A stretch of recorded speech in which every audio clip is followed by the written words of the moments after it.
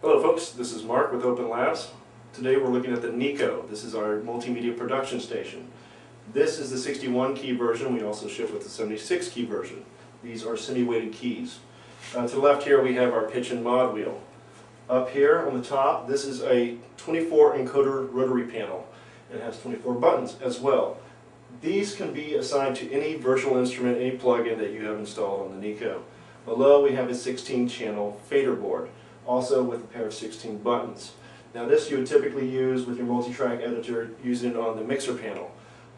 Levels, mutes and solos, what have you. But just as with the encoder, you can assign this to any function within a VST or a plugin that's allowed. Up here on the right we have our alpha panel.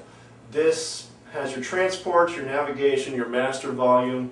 It has a screen for dynamic feedback when you're doing app launches, transpositions, really whatever, again, what you want to assign to it. This talks directly to our program called Infusion, which is pretty much, it's the hub and the brains of this machine. Below is your PC keyboard for basic Windows navigation, shortcut keys, what have you. In the middle here on the lower level you have the touchpad for mouse control. If you want to bypass and not use that, we have a 15-inch touchscreen, which is a great way to interface with this keyboard. We have an additional 2 USB ports in front for easy access, along with a stereo headphone jack with volume knob. Here to the side of the machine we have our dual-layer DVD-RW burner.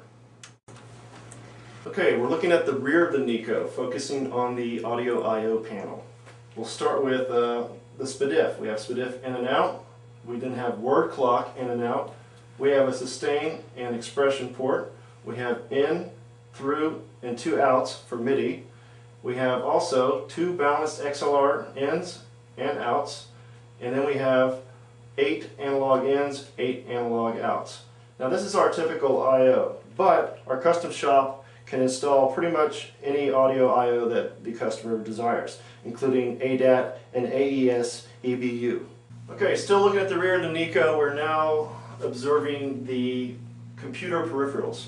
We have a PS2 port for an external computer keyboard.